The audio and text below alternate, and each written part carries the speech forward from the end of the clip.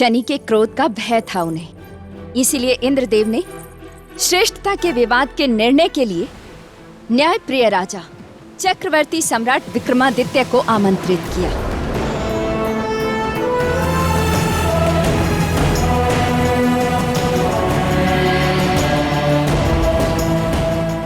इंद्रदेव,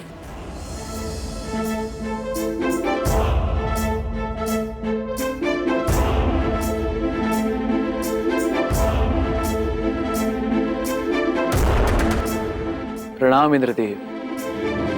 पधारिए चक्रवर्ती सम्राट विक्रमादित्य, इंद्रलोक में आपका स्वागत है। धन्यवाद इंद्रदेव, किंतु इस प्रकार हमें यहाँ पे बुलाने का कारण क्या है इंद्रदेव? निर्णय सम्राट। कैसा निर्णय? सूर्य देव और शनि देव के बीच उठे श्रेष्ठता के विवाद का निर्णय।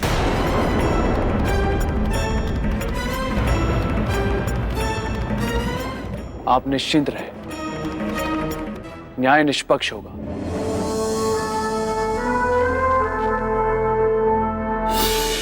तो क्या सम्राट विक्रमादित्य ने निष्पक्ष न्याय किया? हंस क्यों रहे हो? हंसू नहीं तो क्या करूं देवी। मेरा मित्र विक्रमादित्य जो समस्त संसार में अपने न्याय के लिए प्रसिद्ध था, उसके बारे में राजा भोज पूछ रहे हैं कि क्या उसने न्याय किया। राजन, बहुत मजाकिया हैं आप। बेताल, शांत रहो, और यदि शांत ना रह पाओ तो प्रस्थान करो यहाँ से। लेकिन देवी मैं तो। बेताल, क्षमा देवी, क्षमा। तो देवी, किया निष्पक्ष न्याय सम्राट विक्रमादित्य ने? जितने प्रसिद्ध सम्राट विक्रमादित्य अपने त्याग, पराक्रम और उदारता के लिए थे, उससे अधिक उनकी प्रसिद्धि उनके न्यायप्रियता की गुण की थी। इसीलिए न्यायप्रिय चक्रवर्ती सम्राट विक्रमादित्य ने आतुर शनिदेव को अपना निष्पक्ष निर्णय सुनाया। शनिदेव, सूर्य देव ही सभी ग्रहों के पालक हैं, तथा आपके भी, और आप तो उनके पुत्र हैं, और पुत्र का पालक तो पिता ही होता है। इसका अर्थ सूर्य देव ही सबसे श्रेष्ठ है, सभी ग्रहों से भी और आपसे भी। नहीं विक्रमादित्य, नहीं, हम आपका यह न्याय नहीं मानते। अपना न्याय बदल दीजिए, इसी में आपका हित है, अन्यथा परिणाम बहुत बुरा होगा। न्याय के सिंहासन पर बैठने वाले को परिणाम की चिंता नहीं होती शनिदेव। उनका सिर्फ एक ही लक्ष्य होता है, निष्पक्ष न्याय। विक्रमादित्य, तुम्हें तुम्हारा न्याय बहुत भारी पड़ेगा। मेरी दृष्टि जिस पर पड़ती है वो मिट जाता है। हमें सच के लिए मिटना स्वीकार है शनिदेव। तो आज से तुम पे मेरी 7.5 शुरू।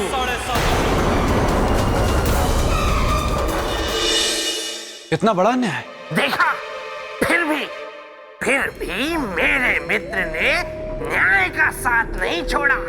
अरे राजा तो मेरा मित्र विक्रम था, विक्रम। बाकी सब तो सिर्फ नाम के राजा हैं। वैसे ऐसा अवसर आपके सामने आया होता तो आप। बेताल, नहीं देवी, क्षमा। आगे सुनिए राजन। सत्य के मार्ग में कांटे ही तो होते हैं। उन्होंने अपना राज खोया, दर दर के भिखारी बने, चोरी का आरोप लगा उन पर, किंतु फिर भी उन्होंने न्याय का साथ नहीं छोड़ा। और ये देखकर शनिदेव अपने क्रोध की सीमा पार कर गए, और सम्राट विक्रमादित्य उनके कोप से बन गए लाचार, असहाय।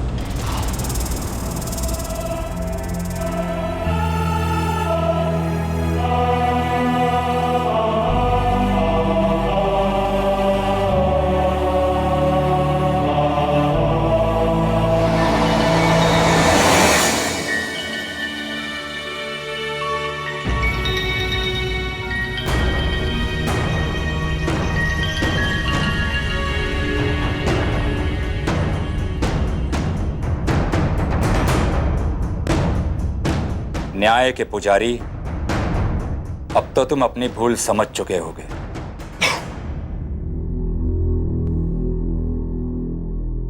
शनिदेव, उचित न्याय कभी भूल नहीं होता, ना ही सत्य का पक्ष अपराध। अर्थात तुम अपना न्याय नहीं बदलोगे। आप चाहे बदले में मेरे प्राण ले लीजिए, पर निर्णय बदलने को ना कहें।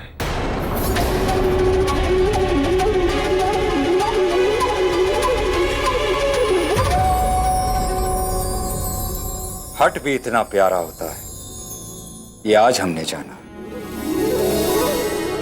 आप एक न्यायप्रिय राजा हैं। आपके निष्पक्ष न्याय ने आज हमें झुका दिया है सम्राट विक्रमादित्य।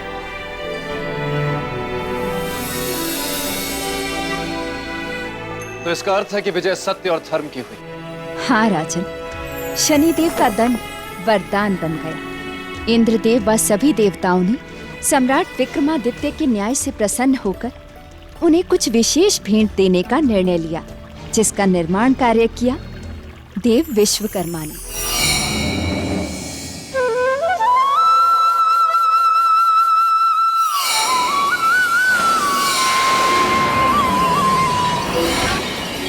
बत्तीस देवताओं ने अपने बहुमूल्य गुण दिए और उन्हीं गुणों से 32 पुतलियों की रचना हुई। सिंहासन पर स्थापित देव कुबेर की ये 32 अप्सराएं सदा इस सिंहासन की रक्षा करेंगी।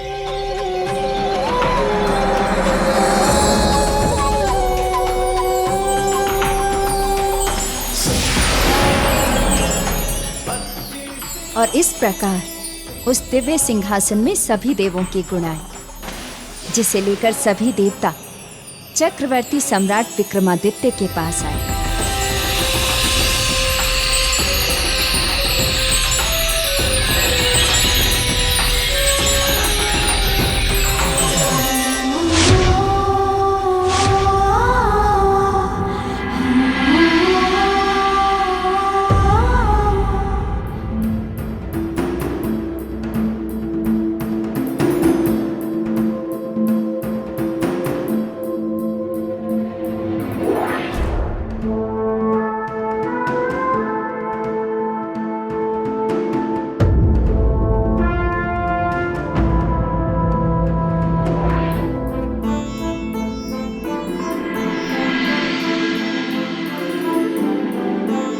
प्रणाम इंद्रदेव,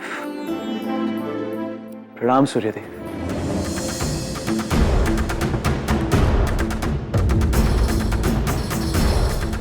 ये सब क्या है इंद्रदेव? सम्राट विक्रमादित्य, ये हम देवों की ओर से आपको एक उपहार है। ये 32 गुणों को धारण करने वाली 32 पुतलियां हैं, जो सदा इस सिंहासन में वास करेंगी तथा न्याय करने एवं समस्याओं के समाधान में सदा आपकी सहायता करेंगी। इन पुतलियों के कारण ही यह सिंहासन पूरे संसार में सिंहासन 32 के नाम से जाना जाएगा।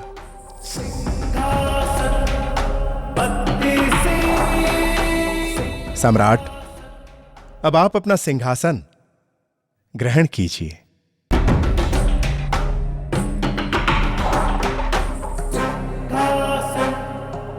सम्राट विक्रमादित्य की जय हो। सम्राट विक्रमादित्य की जय हो। सम्राट विक्रमादित्य की जय हो। सम्राट विक्रमादित्य की जय हो। सम्राट विक्रमादित्य की जय हो। सम्राट विक्रमादित्य की जय हो। सम्राट विक्रमादित्य की जय हो। सम्राट विक्रमादित्य की जय हो। सम्राट विक्रमादित्य की जय हो। सम्राट विक्रमादित्य की जय हो। सम्राट विक्रमादित्य की जय हो। सम्राट विक्रमादित्य की जय हो। सम्राट विक्रमादित्य की जय हो।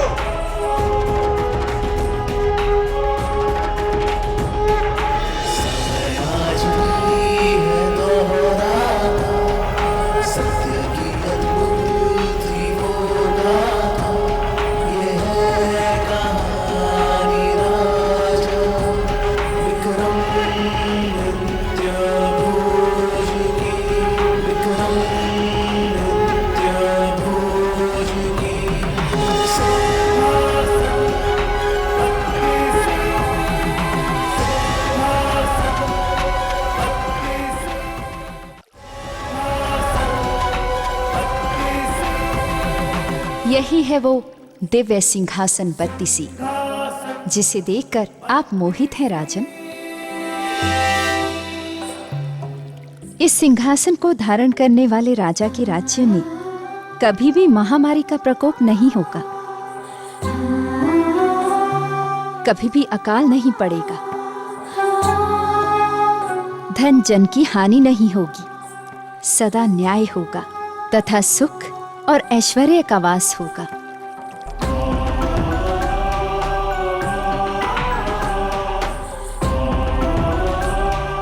देवी सिंहासन की महिमा सुनकर इसे धारण करने की मेरी इच्छा और भी बलशाली हो गई।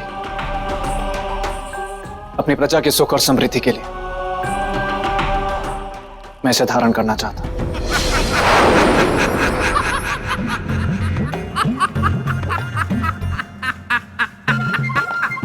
क्या हुआ श्रीमान बेताल, आपको इतनी हंसी क्यों आ रही है? अरे आपने बात ही ऐसी की राजन, ये कोई साधारण सिंहासन नहीं है जिसे धारण करने की आप बात कर रहे हैं।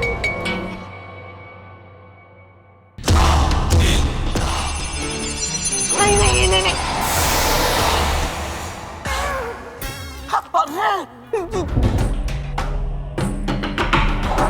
अपनी प्रजा के सुख और समृद्धि के लिए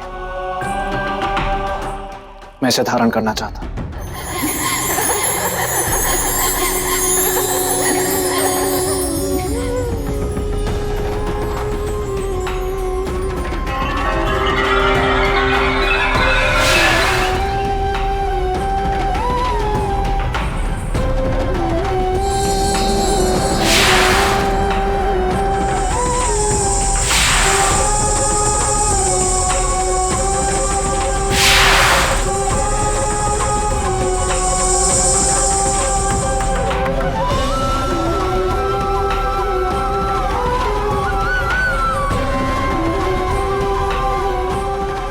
असंभव।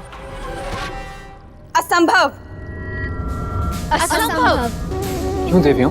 क्योंकि इस सिंहासन पर बैठने के लिए बैठने वाले में चक्रवर्ती सम्राट विक्रमादित्य के समान ही 32 गुणों का होना अनिवार्य है। क्या आप में उनके समान पराक्रम है? क्या आप में उनके समान त्याग है? अरे देख कर ही लगता है कि हो ही नहीं सकता। न्याय है, धर्म है, नीति है, हो ही नहीं सकती। क्या आप निष्काम हैं? मैं कह रहा हूँ नहीं है। यदि आप में ऐसे सारे 32 गुण हैं, तभी आप इस सिंहासन पर बैठ सकते हैं। अरे देख कर ही लगता है होगा ही नहीं। अन्यथा आप यहाँ से वापस लौट जाइए।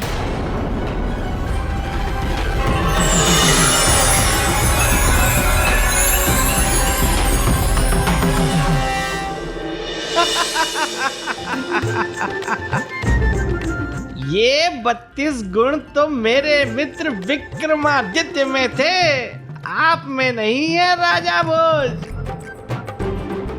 मैंने सही कहा ना देवी? क्षमा देवी, मुझे पहले जैसा बना दीजिए। मैं सीधा अपने प्रेत लोग भाग जाऊंगा। क्षमा देवी, क्षमा।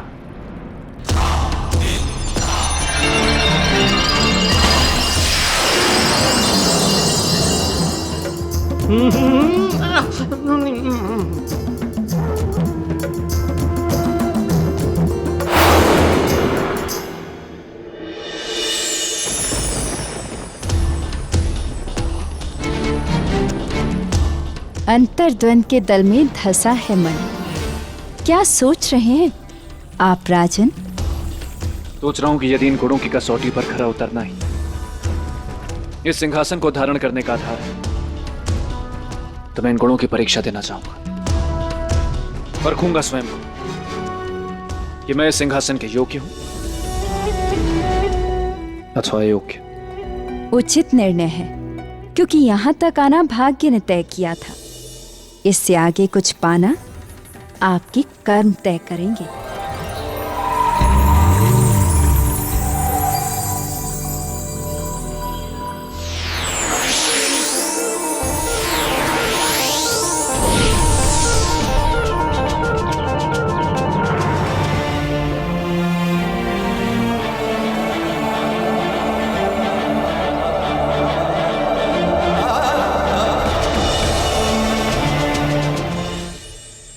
मेरे परम प्यारे पेड़ राजा भोज बहुत जिद्दी है। वो ऐसे मानने वाला नहीं है। वो उस सिंहासन पे बैठ के ही दम लेगा, लेकिन ऐसा होना नहीं चाहिए। मैं ये सिद्ध करके रहूंगा। पहले मुझे दिखाओ।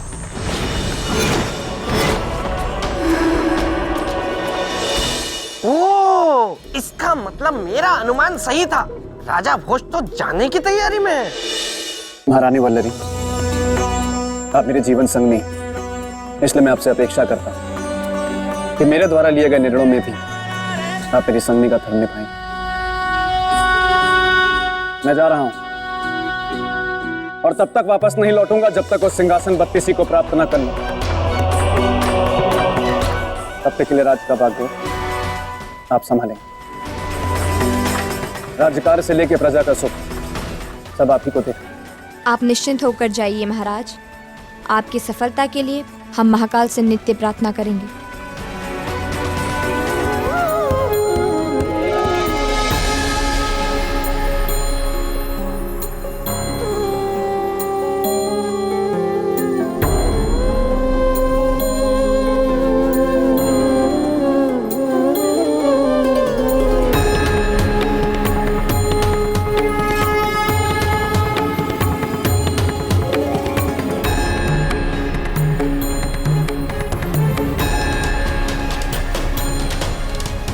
जय महाकाल।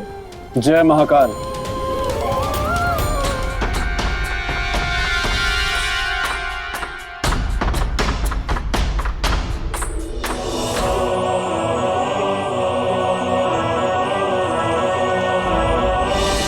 अरे अरे, ये क्या?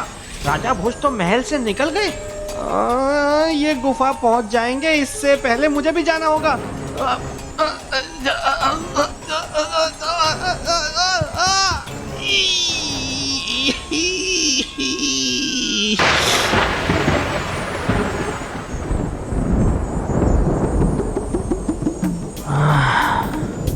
बिजली कड़की है। मैं तो यूं ही डर गया था। बेताल, कौन है? बेताल। आकाशवाणी हो रही है। मैं तो यूं ही डर गया था, मतलब नहीं डरा था। जब तक पूर्णिमा का तीसरा पहर नहीं बीत जाता, तब तक तुम प्रेत भूमि को छोड़ के नहीं जा सकते बेताल। अरे नहीं, अरे क्या? अरे नहीं, अरे अब इस पूर्णिमा को भी इसी वक्त आना था क्या? अब तक तो राजा भोज गुफा के लिए निकल चुका होगा।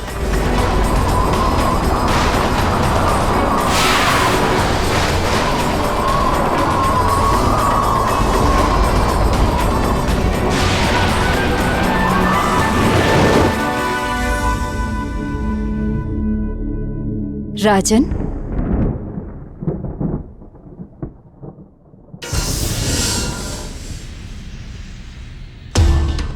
आकांक्षा और जिज्ञासा की वेदी पर कभी कभी जीवन की भी बलि चढ़ जाती है राजन। जब बलि का कारण परोपकार हो तो जीवन की बलि चढ़ा देनी चाहिए देवी। अर्थात आपका इरादा अटल है राजन। और अडिग भी पर्वत के समान। वो प्यासी क्या जो पानी को पाने के कष्ट से बुझ जाए, और वो योद्धा ही क्या जो मृत्यु से मित्रता ना निभाए। पीछे नहीं हटूंगा देवी महामाया। आपके दृढ़ विश्वास को देखकर एक बात कहना चाहती हूँ मैं। यहाँ प्रवेश का मार्ग है, निकलने का मार्ग नहीं। कोई बात नहीं देवी मामा, यदि मैंने सिंहासन पर बैठने की अपनी योग्यता सिद्ध कर दी तो उसके बाद तो बाहर निकलने का रास्ता मुझे अपने आप ही मिल जाए।